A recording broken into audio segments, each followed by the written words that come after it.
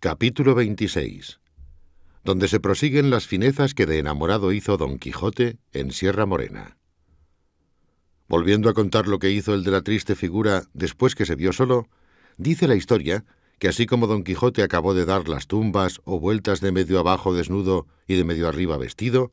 y que vio que Sancho se había ido sin querer aguardar a ver más sandeces, se subió sobre una punta de una alta peña, y allí tornó a pensar lo que otras muchas veces había pensado, sin haberse jamás resuelto en ello, y era que cuál sería mejor y le estaría más a cuento, imitar a Roldán en las locuras desaforadas que hizo, o a Amadís en las melancólicas. Y hablando entre sí mismo decía: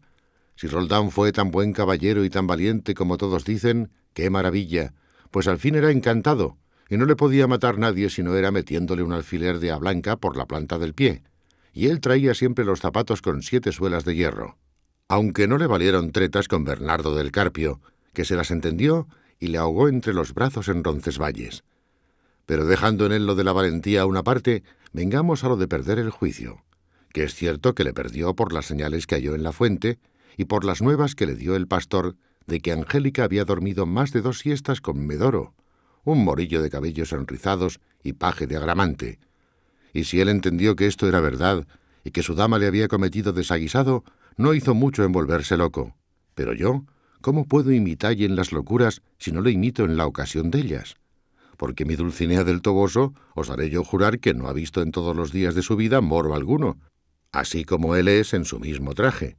y que se está hoy como la madre que la parió.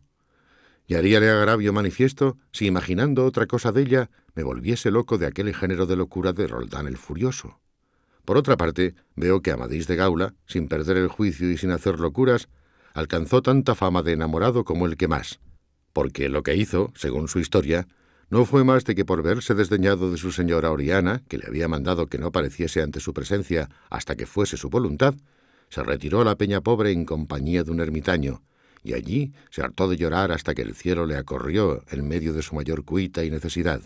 Y si esto es verdad, como lo es, ¿para qué quiero yo tomar trabajo ahora de desnudarme del todo, ni dar pesadumbre a estos árboles, que no me han hecho mal alguno, ni tengo para qué enturbiar el agua clara de estos arroyos, los cuales me han de dar de beber cuando tenga gana?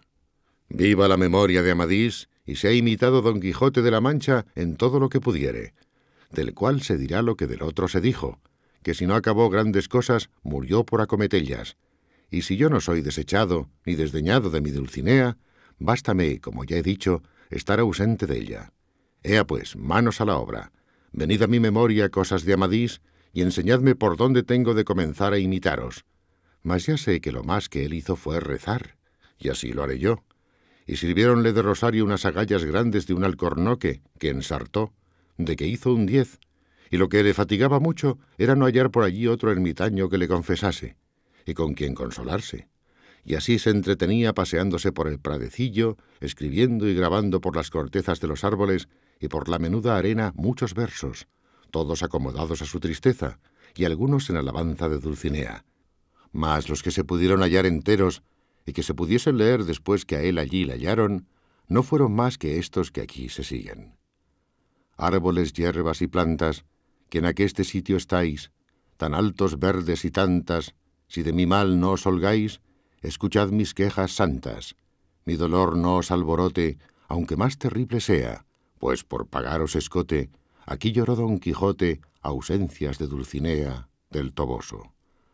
Es aquí el lugar a donde el amador más leal de su señora se esconde, y ha venido a tanto mal, sin saber cómo o por dónde tráele amor al estricote, que es de muy mala ralea, y así hasta hinchir un pipote. Aquí lloró Don Quijote ausencias de Dulcinea del Toboso. Buscando las aventuras por entre las duras peñas, maldiciendo entrañas duras, que entre riscos y entre breñas hay el triste desventuras, hirióle amor con su azote, no con su blanda correa, y en tocándole el cogote, aquí lloró Don Quijote ausencias de Dulcinea del Toboso. No causó poca risa en los que hallaron los versos referidos el añadidura del Toboso al nombre de Dulcinea,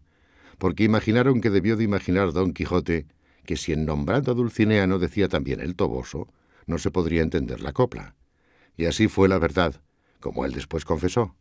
Otros muchos escribió, pero como se ha dicho, no se pudieron sacar en limpio ni enteros más de estas 3 coplas. En esto y en suspirar y en llamar a los faunos y silvanos de aquellos bosques, a las ninfas de los ríos, a la dolorosa y húmeda eco que le respondiesen, consolasen y escuchasen, se entretenía. Y en buscar algunas hierbas con que sustentarse en tanto que Sancho volvía. Que si como tardó 3 días tardara 3 semanas, el caballero de la triste figura quedara tan desfigurado que no lo conociera la madre que lo parió. Y será bien dejalle envuelto entre sus suspiros y versos, por contar lo que le avino a Sancho Panza en su mandadería, y fue que en saliendo al camino real, se puso en busca del Toboso, y otro día llegó a la venta donde le había sucedido la desgracia de la manta, y no la hubo bien visto cuando le pareció que otra vez andaba en los aires, y no quiso entrar dentro, aunque llegó ahora que lo pudiera y debiera hacer por ser la del comer, y llevar en deseo de gustar algo caliente, que había grandes días que todo era fiambre. Esta necesidad le forzó a que llegase junto a la venta, todavía dudoso si entraría o no, y estando en esto, salieron de la venta 2 personas, que luego le conocieron, y dijo el uno al otro: «Dígame, señor licenciado, ¿aquel del caballo no es Sancho Panza, el que dijo el ama de nuestro aventurero que había salido con su señor por escudero?» «Sí es», dijo el licenciado, «y aquel es el caballo de nuestro Don Quijote». Y conociéronle también como aquellos que eran el cura y el barbero de su mismo lugar, y los que hicieron el escrutinio y auto general de los libros, los cuales, así como acabaron de conocer a Sancho Panza y a Rocinante, deseosos de saber de Don Quijote, se fueron a él, y el cura le llamó por su nombre, diciéndole: «Amigo Sancho Panza, ¿a dónde queda vuestro amo?»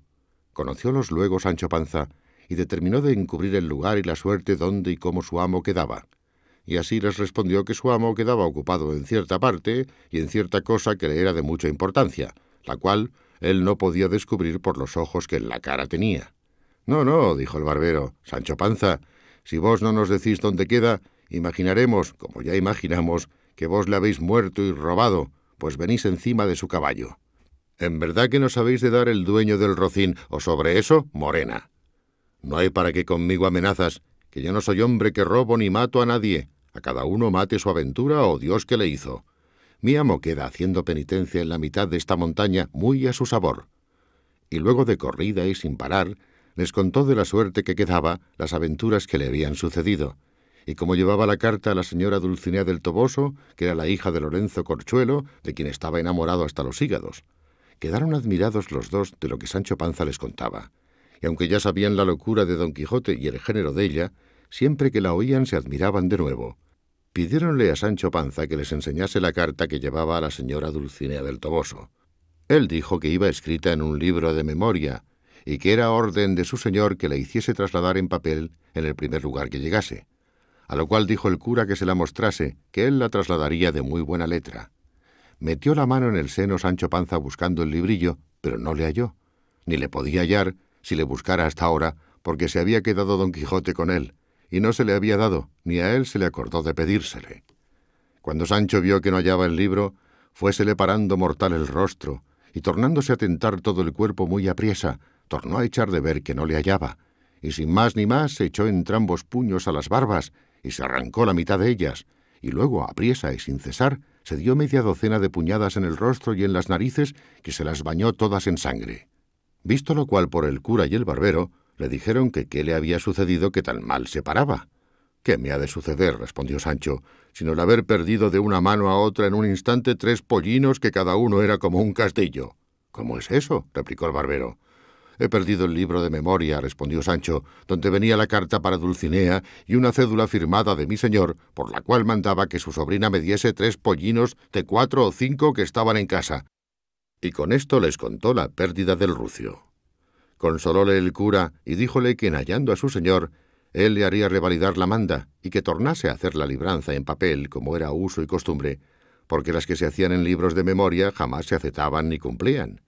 Con esto se consoló Sancho, y dijo que, como aquello fuese así, que no le daba mucha pena la pérdida de la carta de Dulcinea, porque él la sabía casi de memoria, de la cual se podría trasladar donde y cuando quisiesen. «Decidla a Sancho, pues», dijo el barbero, «que después la trasladaremos». Paróse Sancho Panza a rascar la cabeza para traer a la memoria la carta, y ya se ponía sobre un pie y ya sobre otro. Unas veces miraba al suelo, otras al cielo, y al cabo de haberse roído la mitad de la yema de un dedo, teniendo suspensos a los que esperaban que ya la dijese, dijo al cabo de grandísimo rato: «Por Dios, señor licenciado, que los diablos eleven la cosa que de la carta se me acuerda, aunque en el principio decía alta y sobajada señora». «No diría», dijo el barbero, «sobajada, sino sobrehumana o soberana señora». «Así es», dijo Sancho. Luego, si mal no me acuerdo, proseguía: «Si mal no me acuerdo, el llego y falto de sueño y el ferido besa a vuestra merced las manos, ingrata y muy desconocida hermosa, y no sé qué decía de salud y de enfermedad que le enviaba, y que aquí iba escurriendo hasta que acababa en vuestro hasta la muerte, el caballero de la triste figura». No poco gustaron los dos de ver la buena memoria de Sancho Panza, y alabáronsela mucho, y le pidieron que dijese la carta otras 2 veces, para que ellos ansimismo la tomasen de memoria para trasladalla a su tiempo. Tornóla a decir otras 3 veces, y otras tantas volvió a decir otros 3000 disparates.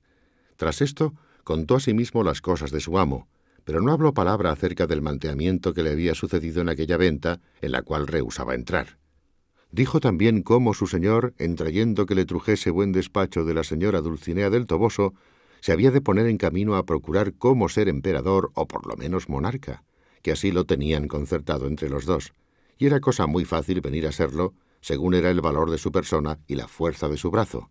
y que en siéndolo le había de casar a él, porque ya sería viudo, que no podía ser menos, y le había de dar por mujer a una doncella de la emperatriz, heredera de un rico y grande estado de tierra firme, sin ínsulos ni ínsulas, que ya no las quería. Decía esto Sancho con tanto reposo, limpiándose de cuando en cuando las narices, y con tan poco juicio, que los dos se admiraron de nuevo, considerando cuán vehemente había sido la locura de Don Quijote, pues había llevado tras sí el juicio de aquel pobre hombre. No quisieron cansarse en sacarle del error en que estaba, pareciéndoles que, pues que no le dañaba nada la conciencia, mejor era dejarle en él, y a ellos les sería de más gusto oír sus necedades. Y así le dijeron que rogase a Dios por la salud de su señor, que cosa contingente y muy agible era venir con el discurso del tiempo a ser emperador, como él decía, o por lo menos arzobispo, o otra dignidad equivalente. A lo cual respondió Sancho: «Señores, si la fortuna rodease las cosas de manera que a mi amo le viniese en voluntad de no ser emperador, sino de ser arzobispo, querría yo saber ahora qué suelen dar los arzobispos andantes a sus escuderos». «Suélenles dar», respondió el cura, «algún beneficio simple o curado, o alguna sacristanía, que les vale mucho de renta rentada, amén del pie del altar, que se suele estimar en otro tanto». «Para esto será menester», replicó Sancho, «que el escudero no sea casado, y que sepa ayudar a misa, por lo menos. Y si esto es así, desdichado yo, que soy casado, y no sé la primera letra del ABC, ¿qué será de mí, si a mi amo le da antojo de ser arzobispo y no emperador, como es uso y costumbre de los caballeros andantes?» «No tengáis pena, Sancho amigo», dijo el barbero, «que aquí rogaremos a vuestro amo y se lo aconsejaremos, y aun se lo pondremos en caso de conciencia, que sea emperador y no arzobispo, porque le será más fácil, a causa de que él es más valiente que estudiante». «Así me ha parecido a mí», respondió Sancho, «aunque sé decir que para todo tiene habilidad. Lo que yo pienso hacer de mi parte es rogarle a nuestro Señor que le eche a aquellas partes donde él más se sirva y a donde a mí más mercedes me haga». «Vos lo decís como discreto», dijo el cura, «y lo haréis como buen cristiano. Mas lo que ahora se ha de hacer es dar orden cómo sacar a vuestro amo de aquella inútil penitencia que decís que queda haciendo. Y para pensar el modo que hemos de tener, y para comer, que ya es hora, será bien nos entremos en esta venta». Sancho dijo que entrasen ellos, que él esperaría allí fuera, y que después les diría la causa por qué no entraban y le convenía entrar en ella, mas que les rogaba que le sacasen allí algo de comer, que fuese cosa caliente, y asimesmo cebada para Rocinante. Ellos entraron y le dejaron, y de allí a poco el barbero le sacó de comer. Después, habiendo bien pensado entre los dos el modo que tendrían para conseguir lo que deseaban, vino el cura en un pensamiento muy acomodado al gusto de Don Quijote, y para lo que ellos querían. Y fue que dijo al barbero que lo que había pensado era que él se vestiría en hábito de doncella andante, y que él procurase ponerse lo mejor que pudiese como escudero, y que así irían a donde Don Quijote estaba, fingiendo ser ella una doncella afligida y menesterosa, y le pediría un don, el cual él no podría dejársele de otorgar como valeroso caballero andante, y que el don que le pensaba pedir era que se viniese con ella donde ella le llevase, a desfacelle un agravio que un mal caballero le tenía fecho, y que le suplicaba ansimesmo que no la mandase quitar su antifaz, ni la demandase cosa de su facienda, fasta que lo hubiera fecho derecho de aquel mal caballero, y que creyese sin duda que don Quijote vendría en todo cuanto le pidiese por este término, y que de esta manera le sacarían de allí, y le llevarían a su lugar, donde procurarían ver si tenía algún remedio su extraña locura.